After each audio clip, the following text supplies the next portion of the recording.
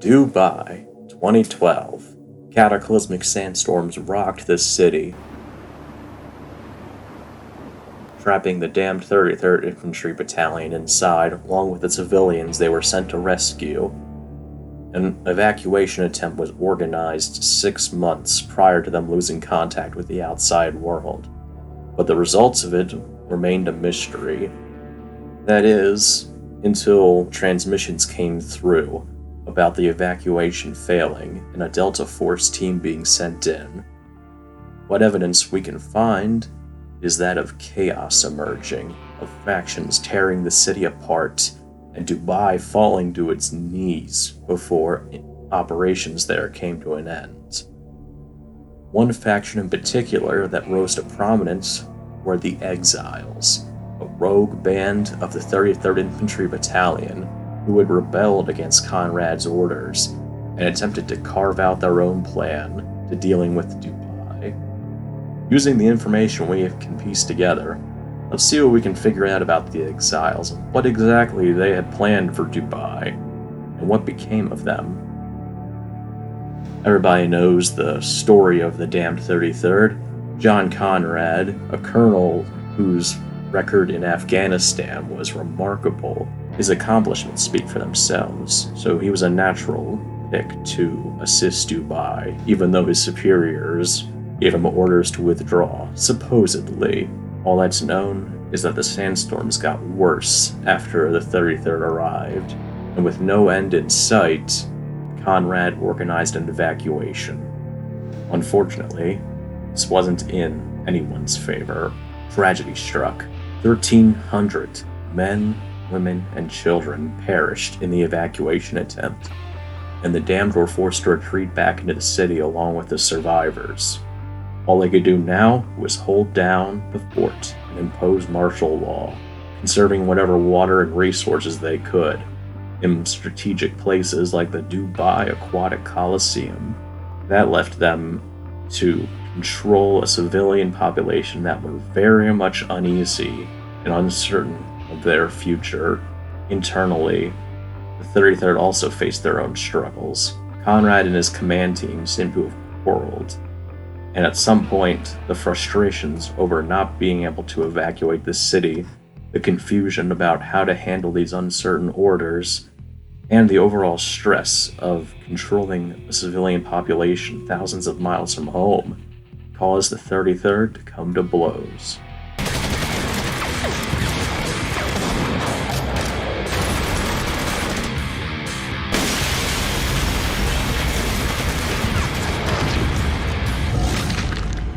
Two factions emerged from this crisis: the Damned, led by Konrad and his loyal supporters, and the Exiles, led by Konrad's command team and whatever troops were loyal to them. The results of it were a bloody civil war between former comrades that took place across the entirety of the sandstorm-ruined Dubai. A common question that rose was, what were the motivations of the Exiles? Why did they rebel against Konrad's orders, especially when they had come so far working together? Although it's unclear when exactly the rebellion broke out, it seems likely that it happened after the evacuation. This would have been an extreme moment of tension where Konrad's orders had failed them for once, instead of bringing them to victory or at least to survival like it had in Afghanistan. This would have broken the morale of his men and made them consider turning to other options, like his command team.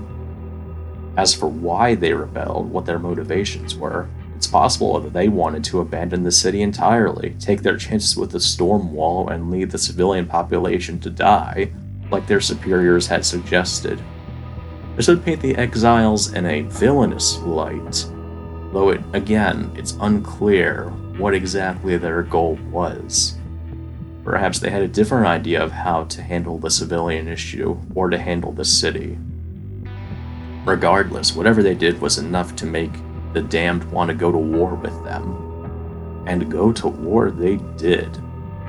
The two sides decimated much of the city in their battles, sometimes tearing apart the same chunks of land over and over again.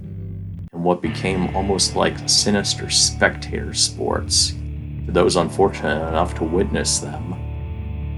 Uniform regulations were abandoned and new weapons were broken out of storage so the two could lay into each other. The frustrations over the failed evacuation and inability to keep the civilians safe, leading into full-fledged battles, where their blood was spilled in place of the unseen enemy that was the sandstorms.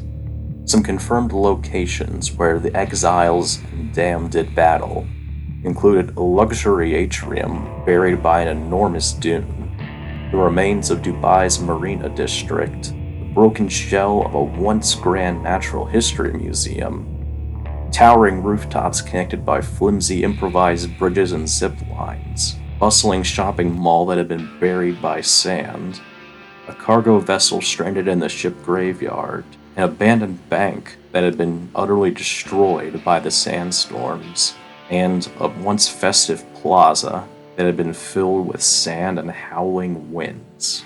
Rumors that more instances of combat happened.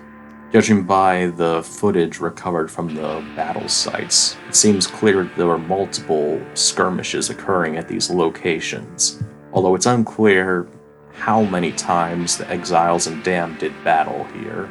Fighting was sporadic, confusing. The two quickly fell to more base instincts, resorting to executions on the battlefield and other horrendous crimes to get ahead. Robert Darden, the radio man, treated the horrific event like a spectator sport, commenting on both sides and never really giving one or the other preference. Chaos. It's a no-holds-barred, good old-fashioned deathmatch. Initially, the Exiles had some successes with their operations against Konrad.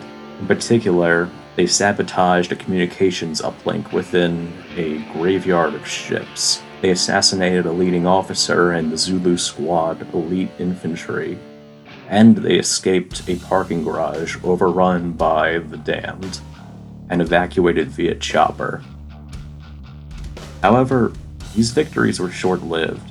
In the open battlefields, the Exiles didn't fare as well against the Damned, who had become increasingly unhinged, which was reflected in the relaxing of uniform regulations and the very demonic way the Damned presented themselves. Ultimately, the Exiles did not have the advantages that the Damned did. The Damned still enjoyed popular support because Konrad stood behind them, and Konrad had basically become a messianic figure for both his soldiers and his civilians, to the point where his civilians created effigies of him. The Damned simply outnumbered the Exiles. They were able to overpower them eventually. In time, the Exiles came to surrender when they weren't absolutely killed off in combat. And that included Konrad's command team. In order to prevent future uprisings, Konrad decided to make an example out of them. He had the surviving Exile soldiers strung up from lampposts, left to rot as traitors, and had the command team burnt with white phosphorus rounds. The execution was horrific, but it had done the job. 33rd Infantry Battalion was whole once again, and order could be restored to the city. But by then, the weight of Konrad's actions had been too much. The man was already suffering from post-traumatic stress disorder, and now enacted the murder of some of his closest friends. In the end, the burden was too much for the colonel to bear. Sometime after the victory over the Exiles, Konrad gave his final orders to his men, woke up in his apartment in the Burj Dubai, put on his dress uniform, loaded his M9 pistol, and took his own life.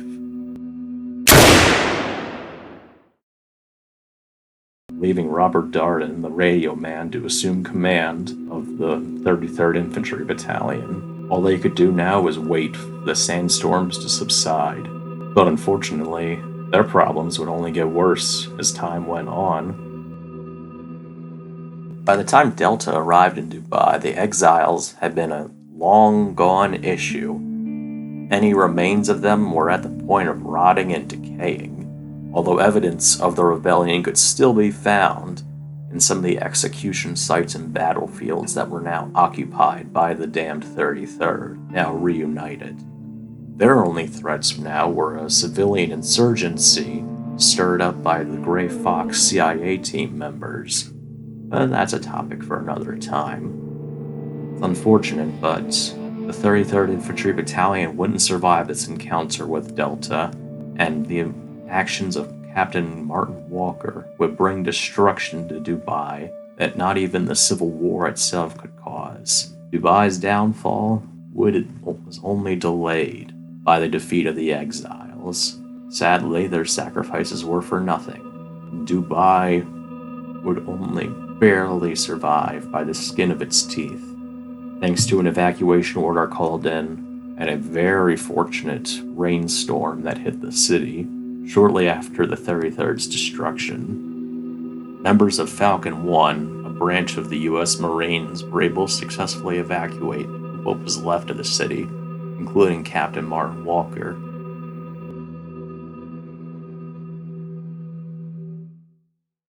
Well, thanks for tuning in. This sort of experimental take on the lore of Spec Ops: The Line, delving into its different factions. Hope you all enjoyed it, or at least found entertaining. If you have any suggestions or feedback, feel free to let me know. Thanks for watching, and take care.